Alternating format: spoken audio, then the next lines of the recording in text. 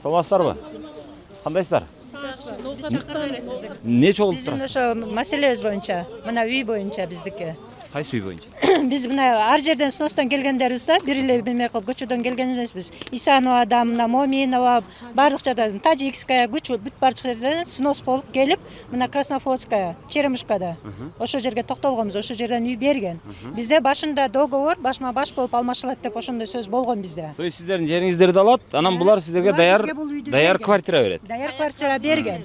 Азыр эми ушул убакка чейин 9 ай убакыт өттү.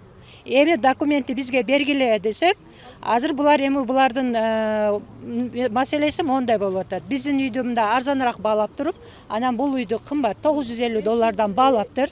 Анын айырмасын да квадрат метрин. Сиздердин жериң Айырмасын чыгарып, ошол мисалы үчүн 2 миллион чыгабы, 3 миллион чыгабы, ошону силерге ипотека түрдө биз силерге оформить этип беребиз. Эмне үчүн биз өзүбүздүн жерибизди берип, үйүбүздү бузуп, иши эме кылып туруп канча биз залалга тарттык. Анан да биз буларга акча төлөп беришибиз керек. Бизге ошол маселе болуп атат. Бизге ашык калабы кандай болот? Биз бардыгына ыраазы болуп ошо жерге көчүп бардык. Биз көчүп барып атканда урушкан жокпуз, талашкан жокпуз. Макул болуптур деп макулдашып ошо жерге көчүп бардыкпы? Биз деле ошондой кылып туруп, жашына кылып туруп, ыйлатпай ушунду бардын давлениясын көтөрбөстөн ошо документти берип койсо болот беле. Азыр эми мына экинчи жолу келип атабыз. Экинчи жолу келип атабыз, мэр чыкпай атат. Өзүнүн оозунан угуп кетели ушуну деп. Вице-мэри чыгып атат, берки жетекчилери чыгып атат. Ошону өзүнүн оозунан угалы десек чыкпай атат. Кайсы үйдү берген өзү сиздерге? Бизге Краснофлотскада, Черемушкада Миктин үйүнөн. Миктин үйүн бизге берген. Бүт барды сностон барган. 64 квартира сностон барган, 8 квартира 3 эмдиктерге берген, калганы мына актерлорго берген. Мик деген жанагы муниципалдык ипотекалык компания. Ипотекалык компаниянын Бул мэриянын өзүнүн гик сыяктуусу. Ооба. Канча пайыз менен берип атат? Эч кандай пайыз эмес, бул ошо үйүбүзгө эле бул үйдү алмаштырып атканбыз. Жок, башма-баш берди, бирок азыр могу калган эмени сумманын разницасын мисалы 2 миллион 3 миллион чыгып атат деп атпайсыздарбы? Ошону канча пайыз менен берет? Пайызын айткан жок. Вот примерно азыркы эмени биздин үйдү мисалы үчүн 3 миллионго деп алаптыр. Примерно бул. Ал тиги үйдү 2 комната үйдү 5 миллионго деп алаптыр. Ошондо 2 миллион аралыгы чыгып атат. Ошону силер ипотека аркылуу төлөйсүңөр деп атат. Мисалы сиз өзүңүз канча жер бергенсиз мэрияга? Сунос болгон жериңиз? 3 сотик, 4 комната үй. Сиздин үйүңүз? Саламатсызбы? Жакшы, сиз менен таанышканыбызга биз мына ушул үйгө келгенибиз себеби Сиз кайсы жерден келдиңиз? Биз ушул мына гостиница салайдын аркасында биздин үйүбүздө именно садикке өткөрүп берген. Садикке, айдан эки садикке. Биз 22 жылдан бери Москвадабыз. Эми Россиядабыз да. Эми биз Россияда жүрүп, мигрант болуп жүрүп, мына Садыр Нуркожоевду биз колдоп, мындай колунан китептерди алып, биз ишенгенбиз да мигрант болуп жүрө бергенбиз. Биздин үйүбүздө 13 адам жашагандан эми мен өзүмдүн кармагымда. Мени үйдөн чыгарып атканда вице-мэр балды, Салтанат деген кыз барды. Салтанат Аманова азыркы депутат. Ооба. Мен эми Орозодо эми мына Москвадан улам мен 4 жолу учуп келдим, 4 жолу учуп бардым. Менде деле балдар көп да.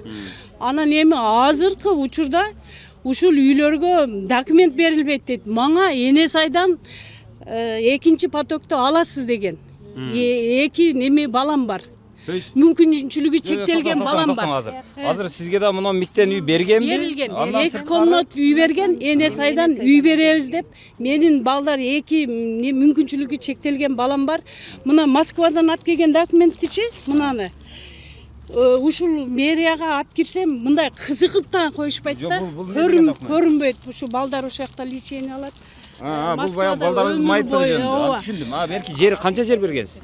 Биздин үйүбүз чакан кичинекей 3 комнат болгон менен, бирок центр жерде болду да. Жок, макул, центр жерде 3 комнат үй, анан жанагы жери канчалык болчу? Жери эми мына жерде 3 адамга байлык, мынанда Алымкан Салтыбалдиева деген өмүр бою болгон дамком турат. Ушул аялдын гана немеси менен берилди окшойт. Мен жок болчумун Москвадан.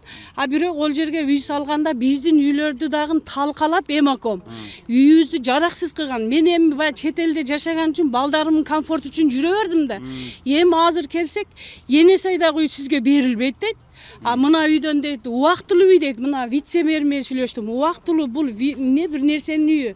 Сиздерди чыгарабыз дейт. А квадрат метрин өлчөйбүз, биз сиздерди чыгарабыз дейт. Мына урматтуу Садыр Нуркожоевич кантип чыгарат? Мына элдерди караңыздар. Мына буларданчы квадрат метриге төлөй турган эч кандай немеси жок, шарты жок. Себеби булар пенсионер, мөгөдөктөр.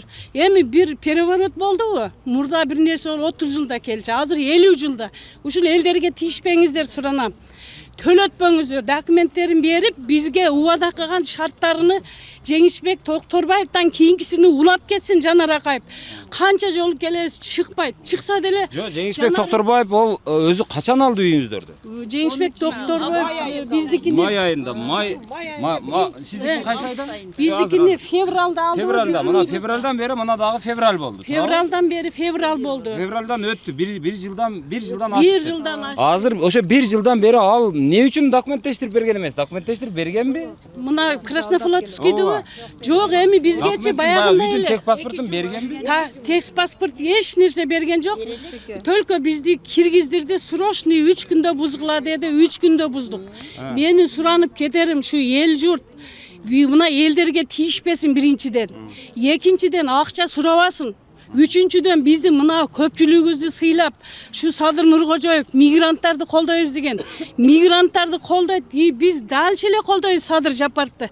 Садыр Жапаров президент болгондо мен Москвада болчумун. Грамоталарым бар, медалдарыбыз бар. Бардыгын азыр тартып жөнөтөбүз. Эми Жок, азыр өзү токтосоңуз. Мен азыр айтайын дегеним, жанагы сурайын деген. Чалмакейди жанагы Токторбаев чалыптыр. Анан азыр эми сиздер могу Жанардан талап кылып атасыздар. Бир жылдан бери өзү жок улап кетиш керек, бирок улай турганга ал мыйзамдык баягы мыйзам жол бериш керек да. Анан азыр ал жокко сүрүп атканда эмне үчүн? Ошону айтып атам. Азыр жанагы Токторбаевтан сурадыңыздарбы? Бир жыл эмнени күттүңүздөр? Токторбаев тура берет Биз Токторбаевка мындай адамдын, ол киши мындай психологда адамдын турган турушуну түшүнөт экен ол адам. Адамдын үнүнөн билип алат экен. Бирок ол кишини мен эч нерсе дей албаймын. Бизге ушундай жакшылык кылдыбы? Эми бул жагыны мына ушул азыр Жанар Акаев менен мен 2-3 жолу жолуктум. Мен буга дейин Жанар Акаевка жолуктум жолдо. Бул мэр боло элек кезде. УК мына документтер Москвадан келди. Бирок Жанар Акаевдин деңгээли өтө чоң жигит. Документтерин окуду дагы эже деди, бул сизге үйүңүз бузулбаса деле үй бериш керекпи, билбейм деп мэрияга чалды. Мэр боло электе чалды. Эже барың деди, келсем дагы эле ошол, эртең келиң, бүрсүн келиң. А бирок мэр болгондон кийин 3 жолу жолуктум.